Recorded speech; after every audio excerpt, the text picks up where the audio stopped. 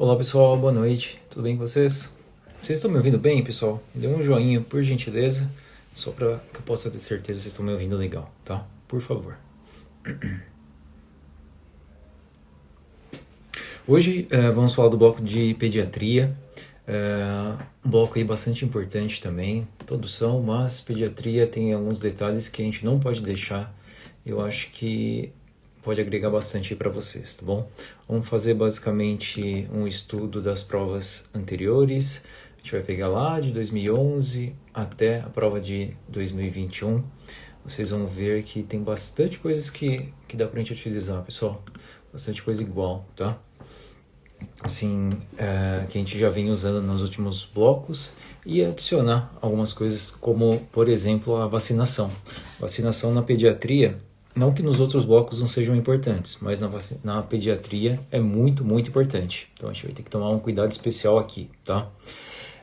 Por exemplo, na cirurgia pode acontecer de um trauma pérfuro cortante, o paciente, você pergunta ali se ele tomou alguma vacina, se está faltando a vacina, ele fala que não tomou, você vai ter que lembrar da vacina do tétano. Aqui, na pediatria, já é um pouco mais complexo, que realmente a gente vai ter que saber ali o calendário vacinal, o PNI, para poder dar a conduta correta aqui, tá? Então, aqui é onde que costuma ser mais cobrado o quadro vacinal aqui, que a gente vai ter que realmente utilizar aí do nosso conhecimento, para não deixar passar esse ponto, tá bem? Vamos lá, deixa eu só pegar o arquivo aqui em PDF, pessoal. Tá, legal, agora ficou mais fácil. Vamos lá, lembrando rapidamente aqui do que a gente já vem falando, já falei nos outros encontros, dos 5 modelos de estações que nós temos. Aqui na pediatria a gente vai ver a maioria deles, exceto o do procedimento, pelo menos por enquanto. Já caiu em relação à reanimação neonatal, da gente fazer o passo a passo. Querendo ou não, a gente pode considerar também como procedimento, mas não é o comum, não é algo corriqueiro de acontecer aqui no bloco de pediatria, tá bem? Então vamos lá. Lembrando aí dos nossos 5 modelos e estações da prova do INEP, nosso primeiro é o tradicional, que tem lá a apresentação. A apresentação na pediatria sempre dá bastante, não que dê bastante, mas sempre dá alguns pontinhos, pessoal. Vocês vão conseguir angariar ali um ponto, de repente 0,5. Se a gente contabilizar, eu fiz uma conta numa aula recente, que a gente estava fazendo a mentoria, dos checklists de 2021. A gente pegou os 10 checklists de 2021 e pegamos só a parte das apresentações. Aqui que o médico fala, olá, tudo bem, eu sou a doutora, vou fazer seu atendimento hoje. Então só na parte de apresentação, totalizando aí a pontuação, deu 7,1 pontos, tá? Isso, basicamente, você se apresentando como médico ali para o paciente. Então, olha o quão isso é importante. E na pediatria não é diferente, tá? Isso daqui também, a grande tendência é que você consiga ali algum pontinho só pelo fato de se apresentar. Então, aqui na nossa primeira estação, tradicional, apresentação, anamnese, exame físico, exames complementares, conduta terapêutica, né? Essa aqui é a nossa clássica. Depois a gente vai para a entrevista. Entrevista, em pediatria, não é o corriqueiro, né? A gente não espera ter aqui esse modelo de estação no bloco de pediatria, tá? Então fiquem tranquilos. O que pode acontecer é a mãe ali, a atriz, né, ela começar a perguntar, doutor, mas e isso? E aquilo, doutor? E isso? Então isso sim pode acontecer, né? Que nem já foi perguntado algumas vezes em relação ao aleitamento materno, em relação até mesmo de como utilizar a bombinha com espaçador. Isso foi perguntado em 2016, tá? Então não é exatamente uma entrevista, no entanto, tem essas dúvidas que você deve esclarecer para a mãe. Uma estação mista seria uma estação por exemplo, uma estação de reanimação neonatal, mais alguma outra conduta que seja necessário ser feito, tá? Por exemplo, orientações frente àquilo, ou você simplesmente falar para a mãe que agora a criança está tudo bem e começar a explicar e dar algumas informações. Poderia ser, tá? Uma estação só de procedimento, que nem eu falei para vocês, basicamente o que caiu foi essa estação de reanimação neonatal, a gente vai passar por cada uma delas. E nosso 5º modelo seria aí a conduta, uma estação que simplesmente o paciente vem e você vai dar uma conduta frente àquela alteração. Essa daqui está caindo normalmente não só a conduta. É diferente na clínica médica, que o paciente chega com um determinado exame e fala: aqui, doutor, ó, fiz esse exame, o que o senhor acha que eu tenho? O que eu vou fazer? Aí você tem que fazer a leitura, interpretar o exame e dar a conduta. Na pediatria isso não é tão comum, tá? Então na pediatria, a grande maioria das estações vocês vão ver que vão ser estações mistas, tá? Que vai envolver algumas coisas do tradicional, alguma coisa da entrevista, que é mais a parte de orientações, talvez algum procedimento, mas menos corriqueiro, como vocês vão ver agora. E a conduta, sim. A conduta, querendo ou não, ela vai aparecer junto com alguma outra coisa frente aí o caso clínico, tá? Vamos lá. Vamos começar então com 2011, lá atrás. Vamos ver aqui o que nós tivemos aqui. O que é muito corriqueiro que a gente não pode deixar de estudar para pediatria, pessoal? Claro que é um mundo, só dentro da puericultura, né, tem muita coisa, mas esse contexto da puericultura é muito importante. Então a gente tem que realmente estar por dentro. Se vocês já trabalham no Mais Médicos, acaba ficando um pouco mais fácil para quem trabalha já na estratégia da saúde da família, que atende recém-nascido, crianças no geral, então ajuda bastante. E aqui na prova, em específico, vocês vão ver que tem bastante estações que envolvem puericultura, tá? Vamos lá, 2011, o que nós tivemos? 2011 nós temos uma estação de sala de parto, que nessa estação era necessário fazer o atendimento inicial. Então tinha que fazer esse atendimento inicial aqui com a criança. Seria uma estação próximo de uma estação de procedimento, tá? Então aqui, inicialmente, o que nós tínhamos que fazer? Tinha que indicar a lavagem das mãos. Então antes de procedimento, antes de receber o recém-nascido, tinha que lavar as mãos e calçar as luvas. Chegavam os pontinhos aqui. Depois, a parte do procedimento seria colocar o recém-nascido sobre a fonte de calor, depois posicionar o recém-nascido, fazer ali o passo a passo do recebimento do recém-nascido. Tá? Se vocês tiverem alguma dúvida, deem uma olhada nesse checklist de 2011, eu acho que vale muito a pena. Tá?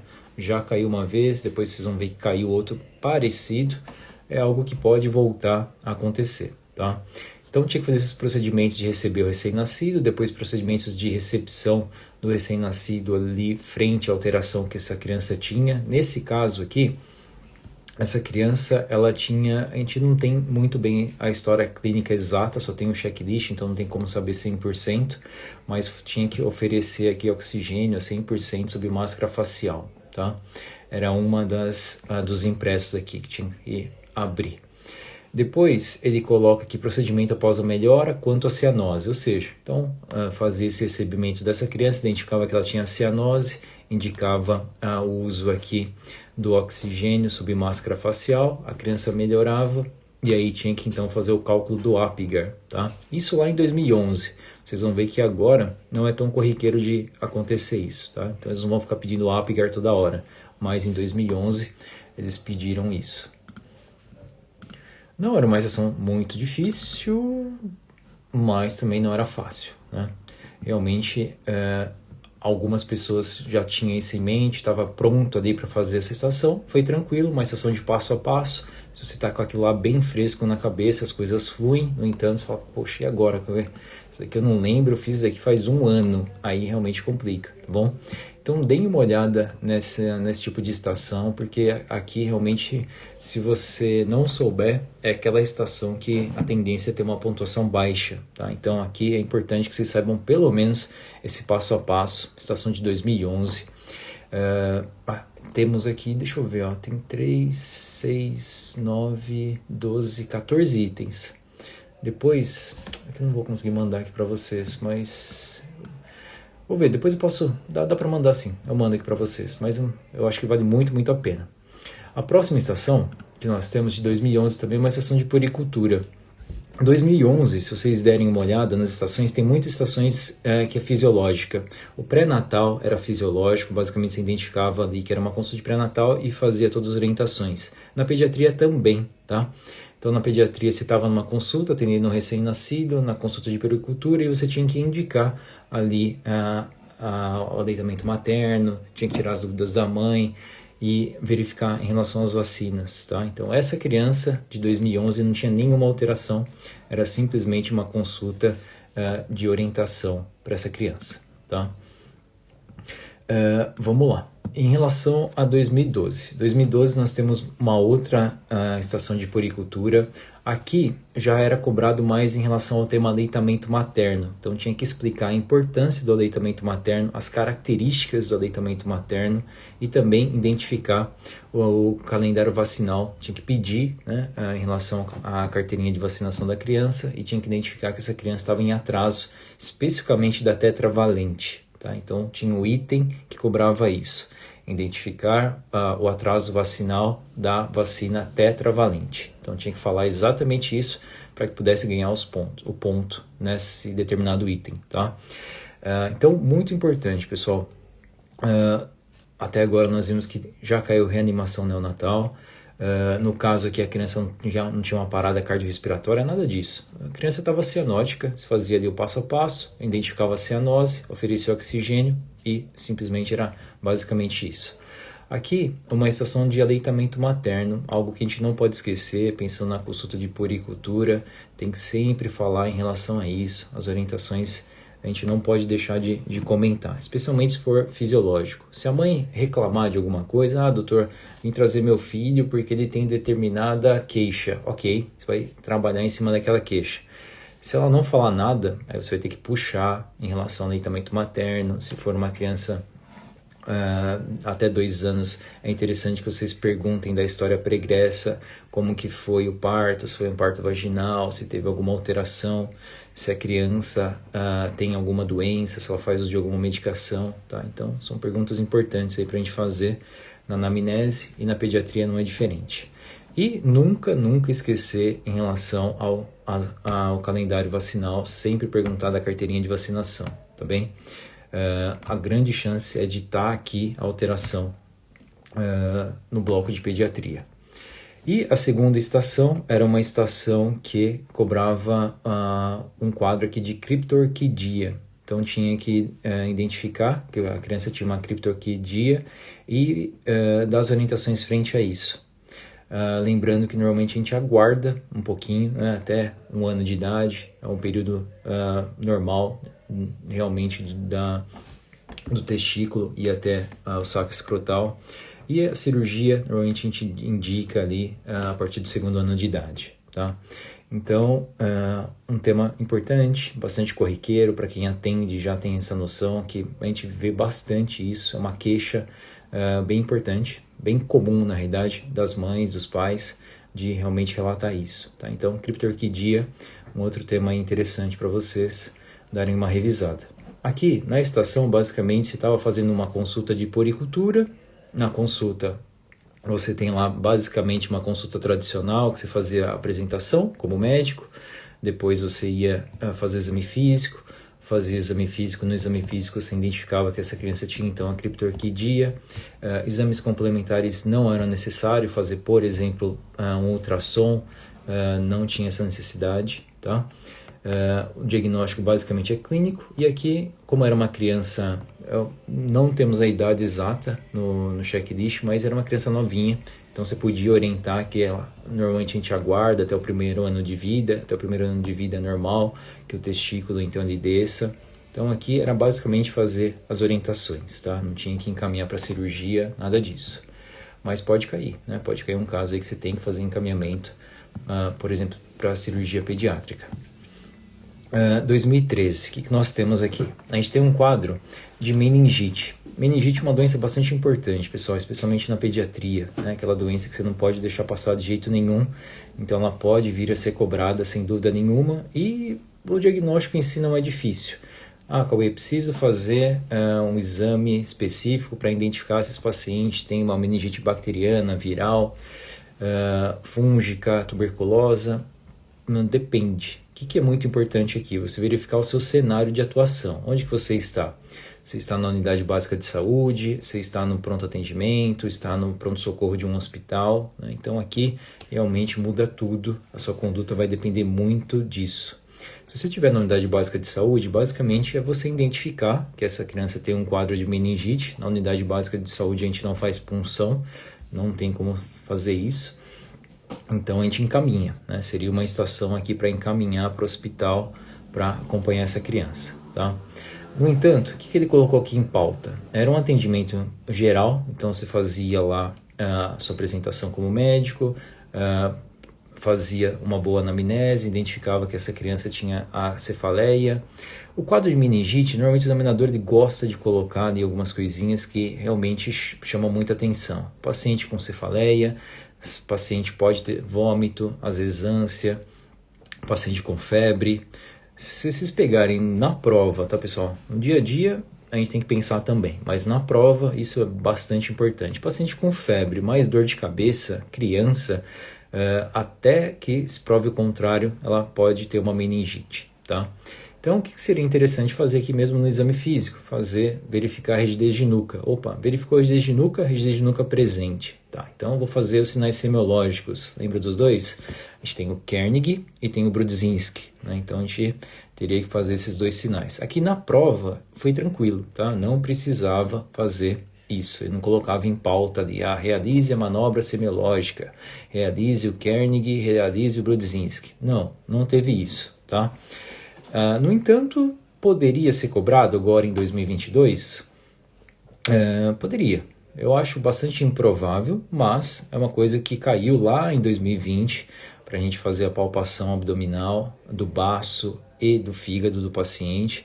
Tinha que ir então até o paciente e não necessariamente fazer, mas falar, né? Era algo que falava ali um passo a passo da palpação. Isso tinha uma tarefa lá em relação às orientações ao participante. Estava lá essa tarefa de fazer a palpação, tá? No entanto, não é algo tão corriqueiro, provavelmente não vai ser colocado isso em pauta, mas se vocês puderem estudar um pouquinho ali, como que eu faço o Brudzinski, como que eu faço o Kernig, eu acho que faz bastante sentido, tá bem? Uma coisa que eu gostaria de colocar aqui para vocês, que é bastante importante, em relação à medicação. A medicação, a prova do INEP, ele não costuma pedir a posologia, tá? O que ele pede? Ele pede a classe e o nome genérico, que a gente costuma falar. Então, você está frente a um quadro de meningite. Você não tem a definição aqui, você não tem um resultado, por exemplo, de um exame específico aqui para falar que tem um quadro bacteriano.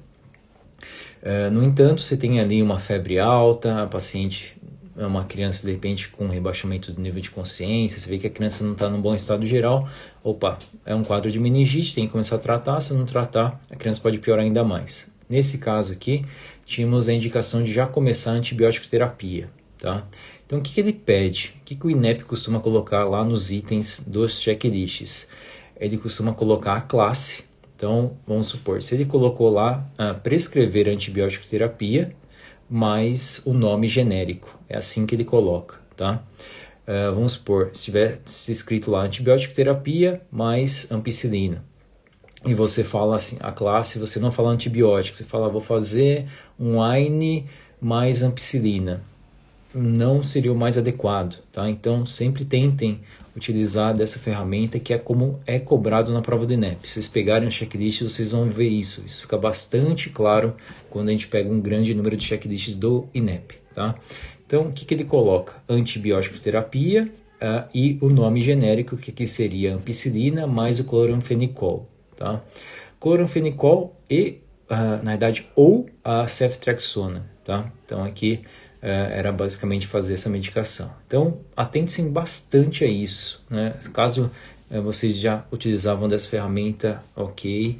Se vocês não têm isso muito em mente, vejam os checklists, vocês vão ver que isso é o que acontece nos itens do INEP, nos checklists do INEP. Ele coloca a classe mais o nome genérico. Tá? Então vamos supor que ele colocou, era um quadro de lombalgia, você vai fazer um AINE, você fala que vai fazer ali um anti-inflamatório não esteroidal e um diclofenaco, por exemplo. Então você fala a classe mais o nome da medicação.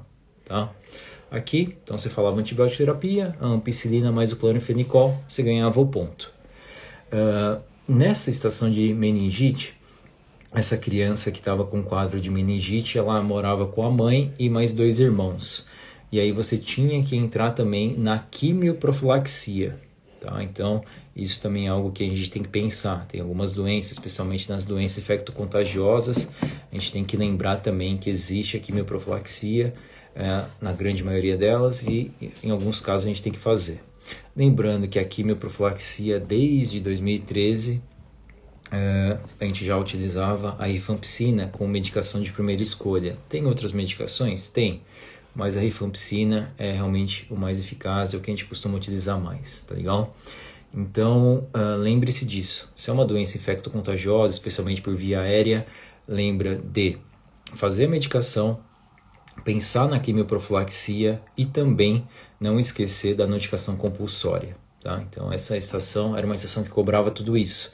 Era uma estação que não era extremamente difícil, devido ao quadro de meningite, no entanto que tinha muitos itens, muitas informações para serem lembradas, tá? Uma estação aí tradicional, apresentação, anamnese, exame físico, depois você ia para os exames complementares, eu acho que tinha um resultado de exame de sangue, aí tinha que dar conduta farmacológica, quimioprofilaxia e também fazer notificação compulsória, tá? Então, era uma estação que tinha bastante coisa. E depois, a outra estação é uma estação de icterícia neonatal. Mais uma vez, né? Esse quadro clínico de icterícia, vocês vão ver que é bastante corriqueiro, já caiu algumas vezes na prova do INEP, então pode vir a cair novamente. 2013 era uma icterícia neonatal, uma hiperbilirrubinemia, se fazia ali o atendimento geral e verificava em relação à incompatibilidade. Olha que interessante, pessoal. Olha como o examinador ele meio que fica brincando com a gente ali, né, em relação às doenças. Ele faz de um jeito, uma vez de um jeito, depois ele monta de outro e vai mudando as peças, tá? 2013 era uma icterícia neonatal, uma hiperbilirrubinemia, no entanto não tinha incompatibilidade. Ele deixa claro isso. Não tem, tinha que falar, não tem incompatibilidade ABO nem RH pelos dados do exame, tá? E mais a anamnese ali que você verificava o resultado dos exames da mãe. Depois, em 2021, nessa última prova que nós tivemos uma estação que era uma icterícia neonatal com incompatibilidade, tanto ABO quanto RH, tá? Então, isso é interessante para vocês verem que às vezes a gente fica muito preocupado que os temas vão mudar, que vai cair coisas mirabolantes e às vezes ele muda alguma coisa que já caiu, né? Então, às vezes é mais importante realmente a gente focar no que tem uma grande incidência, do que já caiu, do que caiu 2, 3 vezes, do que a gente querer pegar coisas que tem uma incidência muito baixa, tá? Icterícia neonatal é algo bastante corriqueiro, a gente tem que sempre fazer o diagnóstico diferencial entre fisiológica e patológica, e mesmo ali na patológica a gente vai fazer diagnóstico diferencial com muitas outras doenças, então é uma doença, é uma estação que ainda tem espaço para ser feita novas estações, cobrando esse sinal inicial que é a icterícia, tá? Então atente-se a isso, na pediatria é muito importante. 2014, o que nós tivemos? Tivemos uma doença exantemática, tá? Então, ali com um exame físico, com a história clínica, a gente conseguia fazer o diagnóstico clínico de escarlatina. Tinha que fazer o atendimento inicial dessa criança, anamnese, exame físico, então fazia o diagnóstico de escarlatina e orientava quanto ao tratamento e as orientações. Era uma estação ok, né? Não era extremamente difícil. No entanto, tinha que lembrar aí da escarlatina. Na outra estação de 2014, a gente tem um atendimento ao recém-nascido. Novamente, bem parecida com a estação de 2011. Atendimento ao recém-nascido, passo a passo da recepção do recém-nascido, tá? Então, tínhamos que fazer ali algo bem parecido do que já tinha caído na estação de 2011. Tinha que fazer a avaliação dos parâmetros de vitalidade dessa criança e fazer esse passo a passo, então, do recém-nascido. Bem legal fazer esse estudo comparando uma estação com a outra, pessoal. Se vocês tiverem essa oportunidade, não é tempo perdido, tá? Então, isso daqui realmente faz bastante sentido. Você fala assim, poxa, tem uma estação de atendimento inicial aqui do recém-nascido 2011 e tem uma de 2014. Espera aí, que eu vou pegar os dois checklists, vou fazer um estudo, vou ver aqui quais são as diferenças entre elas. Na cirurgia isso fica muito claro, tá? E na pediatria também, a grande maioria das estações. 2011 ele começou com estações fisiológicas, estações mais simples, e aí ele foi avançando, ele foi acrescentando informações nos itens cobrados ali no checklist, tá? Então essa é uma grande tendência. Se você falar assim, pô, Cauê, qual que é a chance de cair uma estação parecida com 2011 comparada com uma estação de 2020, 2021? Realmente é pequena, né? Porque as estações elas foram ganhando informações ao longo dos anos, foram acrescentando informações às estações, tá? Então, naquela estação de 2011, que a gente tinha que fazer o passo a passo da recepção do recém-nascido, era só aquilo. Depois ele coloca mais alguma coisa. Depois, nos anos subsequentes, ele acrescenta mais alguma outra coisa, tá? Então, as estações elas vão ficando mais longas, com mais itens.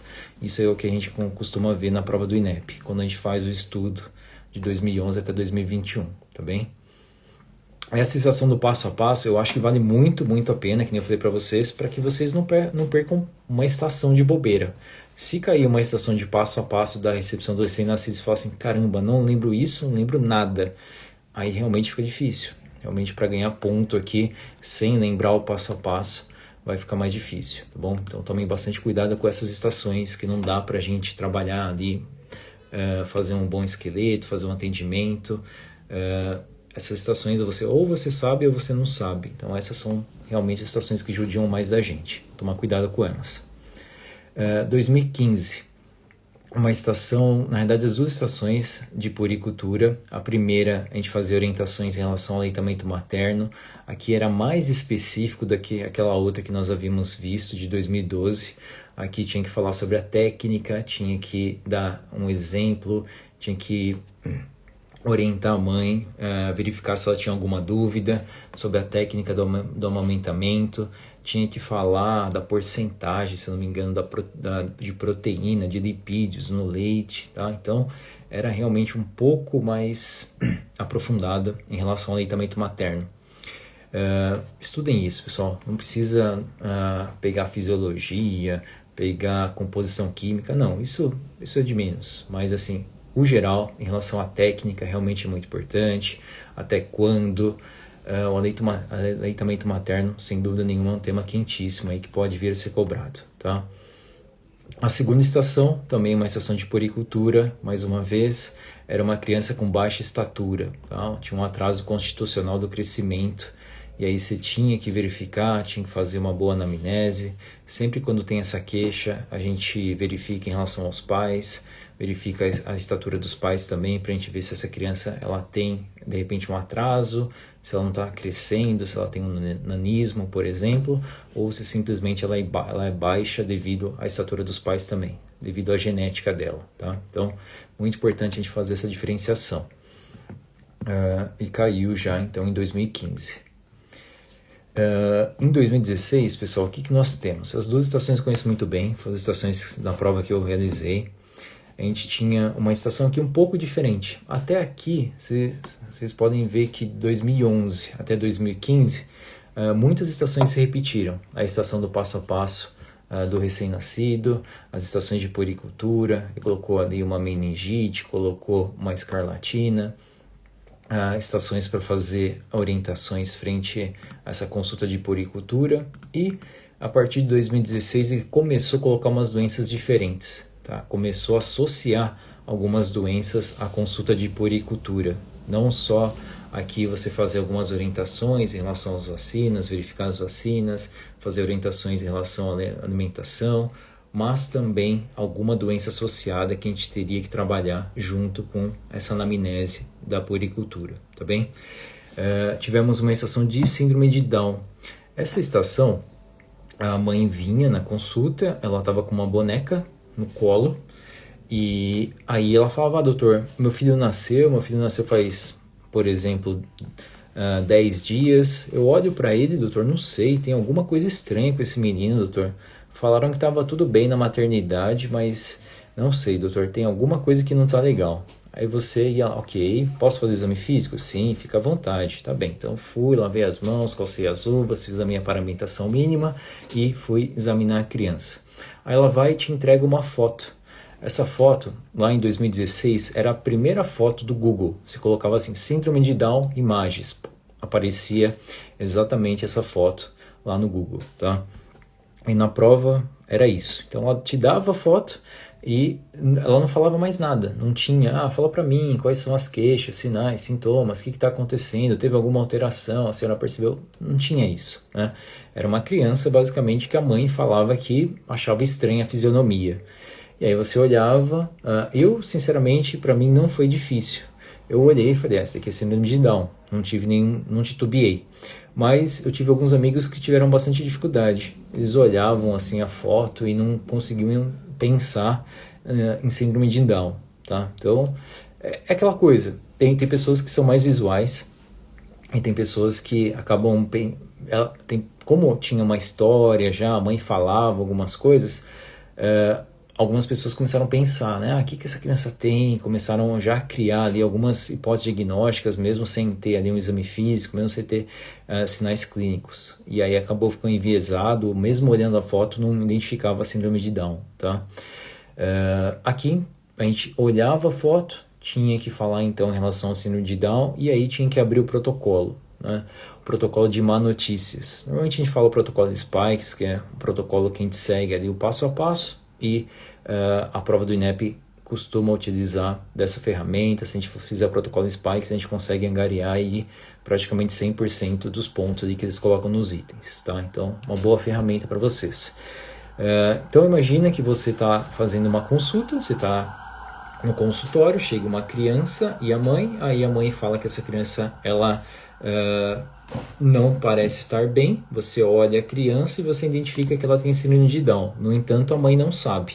Você então fala para a mãe que essa criança tem síndrome de Down, tomando todos os cuidados, né, para não assustar a mãe e falar de uma vez, seu filho tem síndrome de Down, ele vai ter essa síndrome durante toda a vida dele. Então, não, né, a gente fazia ali toda a preparação para dar essa má notícia e depois começava a falar sobre a síndrome de Down, explicava tudo para a mãe, um passo a passo aí da explicação da síndrome de Down.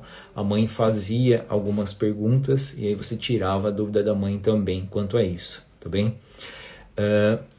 Na conduta não tinha, como não tem, uma medicação específica, né? Não temos isso, mas a gente pode encaminhar para estímulo. Então tinha ali que encaminhar essa criança para fazer estímulo, você encaminhava, se não me engano, para pediatria, tá? Poderia encaminhar ela para fazer um acompanhamento no centro de referência, mas isso não foi colocado em pauta aqui nesse checklist, tá? Simplesmente encaminhava para o pediatra, se eu não me engano, para o neuro, não tenho certeza absoluta, tá? Mas tinha que encaminhar sim para o especialista focal, para essa criança ser estimulada, e também para o cardiologista. Agora eu lembrei, tinha também essa indicação de encaminhar essa criança para o cardiologista para fazer uma avaliação em relação à parte cardíaca, tá? Então, isso pode acontecer com basicamente qualquer síndrome. A mãe chega e fala assim, doutor, tá aqui, ó, meu filho, eu acho que tem alguma coisa estranha, ela vai te apresentar foto, e aí você tem que lidar com aquela foto, tá? A síndrome de Down, por ser, pensando em síndrome, uma síndrome que tem uma incidência razoável, então não seria uma das estações mais difíceis, tá? Eu acho difícil de colocar uma outra síndrome, uma síndrome rara pra gente, né? Isso daí tá fora de cogitação, fiquem tranquilos quanto a isso, tá? Depois, em 2016 ainda, caiu uma estação que era uma criança que tinha... era uma criança, se não me engano, de 6 anos de idade, que estava com tosse, estava com uma certa dificuldade para respirar, tinha uma taquipneia associada. Você fazia ali sua apresentação, fazia a anamnese, tirava algumas informações e fazia o exame físico. Essa criança ela tinha alteração na ausculta pulmonar e aí você pedia uma radiografia de tórax em PA dessa criança e aí você tinha que fazer a leitura desse raio-x. Tinha que olhar esse raio-x e tinha que identificar que essa criança tinha ali algumas alterações que eram pertinentes a um quadro de asma. Tá? Então tinha que deixar claro, inclusive no item tinha exatamente isso. Deixar claro que a paciente tem um quadro de asma e não de pneumonia. Tá? Na verdade, colocou assim, asma sem pneumonia. Tá? Então isso era bastante importante para você conseguir ganhar seu ponto.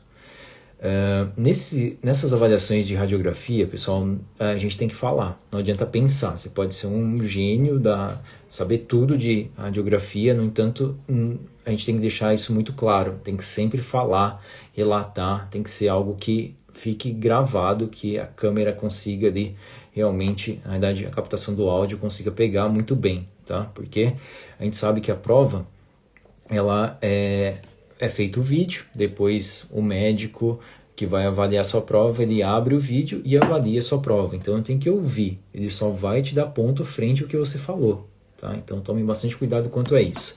Sempre que vocês tiverem exames, tanto exames complementares de imagem ou laboratoriais, com alterações, é bem importante vocês relatarem, tá? Mesmo sem alterações, vamos supor, pedir uma radiografia de tórax em PA em perfil e a radiografia está perfeita, não tem nada. Opa, estou vendo aqui a radiografia de tórax em 2 incidências e a radiografia não apresenta nenhuma alteração. Ok, show. Importante falar, tá? Estou verificando aqui a radiografia de tórax em PA em perfil, estou vendo aqui que o paciente tem uma consolidação no lóbulo superior, no lóbulo médio, tá? Então é interessante vocês falarem o mínimo, né?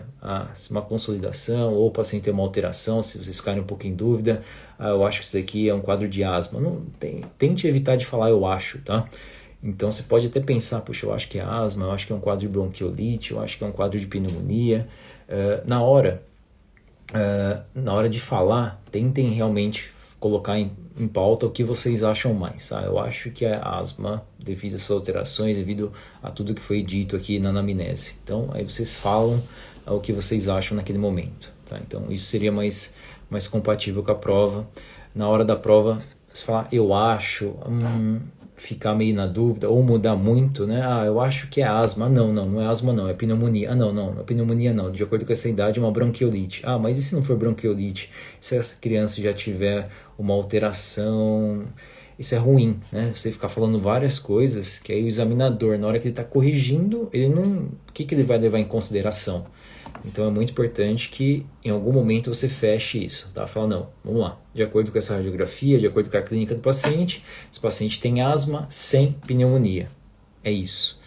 Então, mesmo que vocês não tiverem certeza absoluta, é interessante que vocês em determinado momento vocês falem dessa forma, deixar bem claro para o examinador, para que ele possa depois assistir o vídeo, ouvir e saber o que você está falando, qual que é a sua hipótese diagnóstica, tá? Então, tomem bastante cuidado com isso.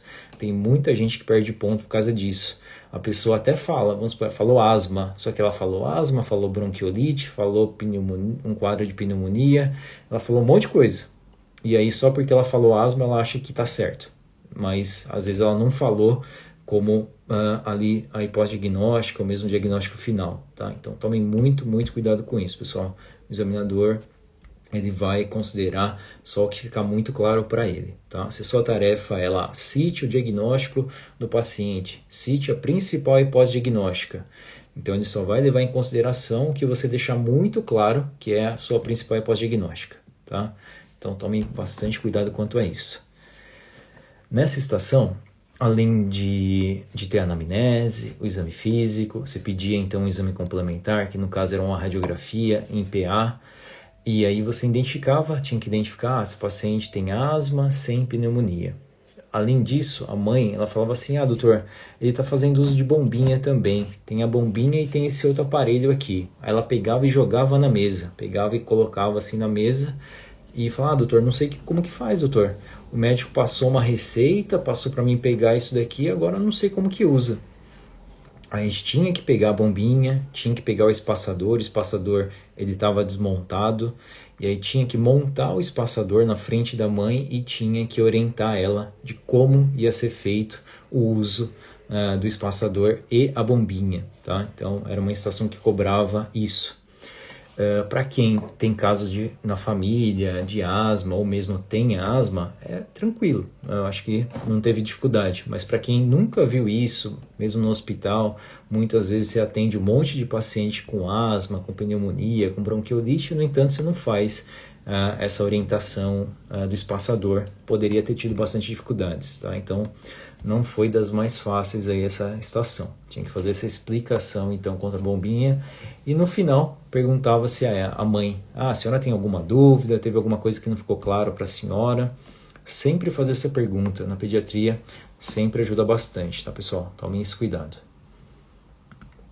Depois, em 2017, tínhamos mais 2 estações de puericultura. Olha como é corriqueiro cair. Em 2017, foi uma estação que assustou muita gente, porque a gente sempre espera ganhar alguns pontinhos ali na sua apresentação. Olá, sou o doutor, sou a doutora, vou fazer o atendimento da criança hoje, qual o nome da senhora, né? Então, sempre pergunta o nome da mãe, sempre pergunta o nome da criança que vai ser atendida, isso sempre ajuda. Até então, se a gente pegar de 2011 até 2016, a gente sempre conseguia ganhar alguns pontinhos aí. Depois você ia para a anamnese, a senhora trouxe a caderneta de vacinação, ele teve alguma doença pregressa, faz uso de alguma medicação, como que está em relação à alimentação da criança. Então aqui na anamnese a gente sempre ganhava alguns pontinhos, isso ajudava muito. No entanto, em 2017, ele colocava nas orientações ao participante: não é necessário realizar a apresentação e não é necessário realizar a anamnese. Então, ele pulava, simplesmente ele pulava direto para o exame físico dessa criança. Isso assustou muita gente, pessoal, porque você fala: caramba, e agora? E os meus pontinhos ali que eu ia ganhar na minha apresentação, na minha anamnese? Então, depois voltou, depois acabou que hoje, em 2021, especialmente, a gente conseguia ganhar pontos ali fazendo apresentação. No entanto, pode acontecer de ter uma estação, por exemplo, que não tenha isso, tá? Então, fiquem tranquilos. Aqui, você então ia fazer no detalhe, né? Era bem no detalhinho mesmo o exame físico dessa criança. Para vocês terem noção, olha aqui que tinha que fazer. Era uma criança numa consulta de puericultura, você tinha que relatar que você ia fazer sua paramentação, ou seja, no mínimo lavar as mãos e calçar as luvas. Você pedia para a mãe despir a criança, usava exatamente esse verbo, tá? Então é um verbo interessante para vocês colocarem em pauta. A senhora pode despir a criança, colocar ela na maca, por gentileza, tá? Então é algo que a gente pode utilizar. Então pediu para despir, né, tirar a roupinha dessa criança. A criança teoricamente ficou deitada na maca e aí você ia fazer a pesagem dessa criança. Era uma balança que era uma balança analógica, né, ou seja, é aquela balança que tem... puxa, como que é o nome disso especial? Eu não sei, mas tem um embolo, né, tem ali como se fosse uma régua, tem um embolo, então você tem que colocar na tara ali e depois ir movimentando o embolo para você poder pesar essa criança. Então era esse tipo de balança. No entanto, para vocês verem como era no detalhinho, que você tinha que pegar o papel e falar assim: ó, tô pegando esse papel, vou colocar esse papel embaixo, na realidade aonde a criança vai ficar, coloquei ali o papel e aí depois pedia para colocar a criança estava lá, aí fazia o posicionamento ali do embolo, identificava o peso adequado, tirava a criança e continuava fazendo o exame físico. Lembrando que no recém-nascido a gente tem 3 parâmetros muito importantes. Então a gente vai pegar sempre a estatura, na verdade o comprimento da criança, o peso e o perímetro cefálico. Tá? Então esses 3 dados antropométricos eles vão ser sempre muito, muito importantes, além da avaliação neurológica para ver se a criança está se desenvolvendo de forma adequada. Tá? Desenvolvimento neuromotor, isso pode também ser cobrado na prova. Mas, pelo menos esses 3, pessoal, perímetro cefálico, peso e o comprimento, é muito, muito importante. Esses vocês não podem esquecer realmente, tá bom? Então tomem cuidado com isso. E aí, a estação era isso, basicamente era isso. Você tinha que... legal, Soninha, exatamente. Tinha que fazer a calibração da balança, que era uma balança ali que não é uma balança tão corriqueira. Tem várias UBS, até mesmo eu trabalhei em algumas que tinham esse tipo de balança. No entanto, tem lugar que você simplesmente coloca lá e acabou. É uma balança eletrônica. Então tinha que fazer a calibragem da balança, colocar o papel para poder pesar a criança. Tá? Depois continuava fazendo exame físico e orientava frente ali o que você coletou de informações. Tá? Então a estação era isso. Algumas pessoas ficaram um pouco assustadas, né, porque imaginava ali fazer apresentação, anamnese, exame físico, se tivesse alguma alteração fazer exames complementares, depois ia para a conduta farmacológica, não farmacológica, né, o tradicional. No entanto, realmente foi um pouco diferente, tá? Vale a pena dar uma olhada nessa estação de 2017 da pediatria, pessoal, se não me engano é a estação 3, tá? A outra estação, de 2017 também, uma consulta de puericultura. Basicamente, a gente tem que fazer a explicação e demonstrar, tá? Fazer a demonstração da manobra de desobstrução de vias aéreas e sua evolução. E aconselhar sobre prevenção e de lesões não intencionais, ou seja, evitar que a criança caia. Então era muito cobrado isso. Isso é algo bastante corriqueiro para quem atende criança, para quem faz consulta de puericultura. Está acostumado com isso. A gente sempre orienta a mãe em relação a isso. Se a criança, por exemplo, engasgar, a gente mostra, explica sobre a técnica para ela poder ter essa desobstrução. A gente fala bastante em relação a quedas, né? Então isso é algo bastante importante. Aqui também a gente tem que orientar em relação à posição que a criança deve ficar na cama, que ela deve dormir. Então, aquele passo a passo. Era uma estação de, basicamente, orientações, tá? Eu vou colocar para vocês o link da caderneta da criança. Lá na caderneta da criança a gente tem mais ou menos 70 páginas. Tem a caderneta feminina e masculina. Se vocês puderem dar uma olhada, uma passada pela caderneta da criança, eu acho que faz bastante sentido. Lá tem uma série de orientações que já caíram na prova e podem vir a cair novamente, tá? Então, essas duas estações basicamente eram estações que não tinha doenças associadas. Só assim, pô, Cauê, caramba, tipo, duas estações de pediatria, duas estações relacionadas aqui ao contexto da puericultura, no entanto, não tinha nenhuma patologia? Sim, para vocês verem o quão importante é a gente saber fazer um bom exame físico, fazer uma boa orientação, e depois na segunda estação ele puxou essa parte da demonstração, e aconselhamento sobre prevenção de lesões intencionais, tá? Não intencionais, perdão. Então, isso realmente é muito, muito importante, pessoal. No entanto, em 2020 já mudou, né? Lembrando que a gente não teve prova em 2018 nem 2019, 2020 ele vem com duas patologias. Ele vem então com anemia falciforme e vem com a coqueluche. Coqueluche, a gente tinha um quadro aqui de tosse, se não me engano era uma tosse que já vinha acontecendo há alguns dias. Tinha que fazer o atendimento, ou seja, fazer a sua apresentação, fazia uma anamnese, coletava ali informações, ia para o seu exame físico, sinais vitais, sistemas, depois ia para exames complementares. No exame complementar você pedia aqui uma radiografia de tórax. Na radiografia de tórax conseguia identificar ali que o paciente tinha uma radiografia compatível com o quadro de coqueluche, tá? Sem a radiografia, muito provavelmente a gente já conseguiria fazer esse diagnóstico de coqueluche. A história clínica nos ajudava bastante, tá? Depois, quando ele dá ali a radiografia com o coração felpudo, ajuda ainda mais, aquela coisa que corrobora, né? Você olha assim e fala, puxa, isso aqui é coqueluche. Então, com mais toda essa história clínica, você consegue fazer o diagnóstico com toda certeza, tá bem? Só que não terminava aí, né? Então você tinha que falar o diagnóstico, a sua hipótese diagnóstica, que era um quadro de coqueluche, e indicar a medicação. Lembra que a gente falou que sempre quando ele pede o tratamento farmacológico, a gente deve colocar em pauta a classe da medicação mais o nome genérico. Aqui foi exatamente isso que aconteceu novamente, tá? Então você tinha que fazer a indicação do antibiótico e citar a medicação, o nome genérico, no caso aqui a azitromicina, ou a classe de macrolídeos com a claritromicina, por exemplo, tá? Aqui, sinceramente, lá no texto, no item, ficou um pouco ambíguo, tá? Ele coloca exatamente assim, ó, indica o uso de antibiótico, até aí, ok, a classe, citando azitromicina ou a classe dentro dos antibióticos, né? O macrolídeos ou claritromicina. Então, provavelmente aqui, nesse caso em específico, ele não foi tão rígido. Então você simplesmente poderia falar, vou prescrever para o tratamento farmacológico antibiótico e a classe de macrolídeos. Já era o suficiente para ganhar esse ponto, tá?